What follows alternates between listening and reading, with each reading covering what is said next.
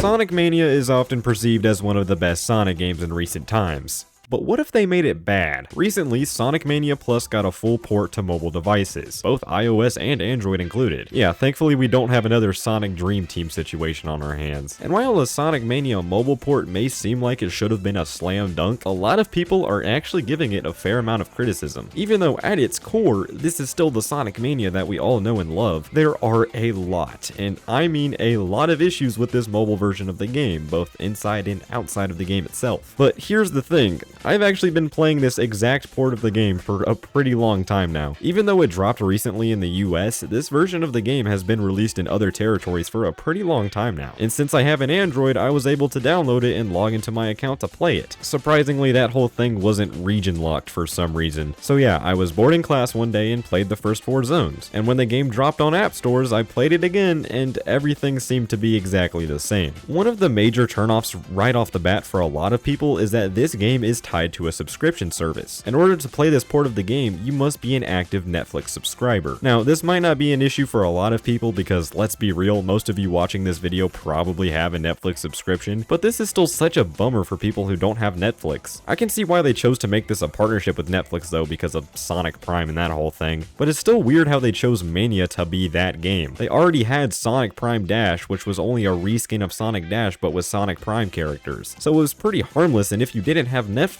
you weren't missing out on much. Sonic Mania is a full-fledged Sonic game that is only available on mobile through a Netflix subscription. It was bad when Sonic Dream Team dropped under a subscription, and it's still bad now. Also, a lot of people just can't play this game for some reason. It's not compatible with a lot of older Android devices for no reason really, but the weird thing about it is that it only says that on the Play Store. Many people have been able to download the app from third-party sites and it works perfectly fine. So what's the problem? Why does the Play Store say the game is incompatible when it clearly isn't? And even if it was incompatible, there's no reason for it to be. This isn't a very hardware demanding game. Hell, the Taxman ports of Sonic 1 through CD work perfectly fine on older Android devices, so Sonic Mania should not be an exception. But then it dawned on me. The reason why it's quote unquote incompatible with other Android devices is that the game is highly unoptimized. Even playing this on a Samsung Galaxy S22, I experienced multiple frame drops and slowdown. For a game like this running on a newer device, it should not be doing that. There are also some very weird graphical things going on. The game has a ton of judder for some reason, which probably means it's not always hitting a consistent 60 FPS. For the 120Hz refresh rate of my screen, which again, for the hardware it's running on, that shouldn't be an issue. There's also some weird pixel filtering going on, which isn't noticeable when playing, but it's still there. And there are just many other small glitches that weren't in the original game. When loading up the game for the first time, I was absolutely disgusted by the UI, both in the game and in the menus. What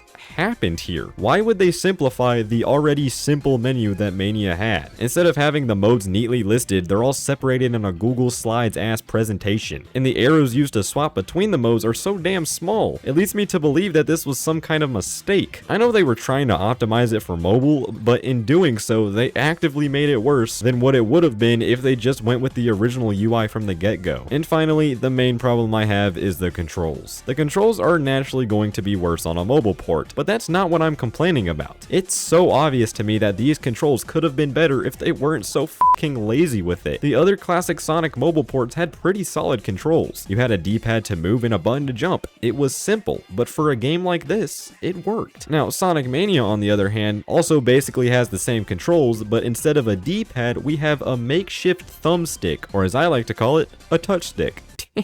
Now, for a mobile game with 3D controls, a touch stick would be the better option, but for a 2D classic Sonic game, this makes no sense. And to make it even worse, this thing is fucking massive. In Sonic Mania, you're going to be doing multiple inputs on the stick consecutively, but with this touch stick, you can't do that. There will always be some slowdown when trying to actually play the game. And even though you can just touch the sides of the stick to immediately snap it in that direction, there is still some input delay that comes with it. This one unnecessary change made Sonic Mania nearly unplayable. This game is simply not fun with touch controls, which shocked me because again, they already have mobile classic Sonic ports that have good touch controls. But yeah, Sonic Mania on mobile surprisingly sucks. But thankfully, there's a better way to play this game on mobile. Just check out the Sonic Mania fan compilation if you're interested. I can't provide any links unfortunately, but a quick Google search should get you to where you need. That's going to end this video. Thank you all so much for watching, and I'll see you all later. Goodbye.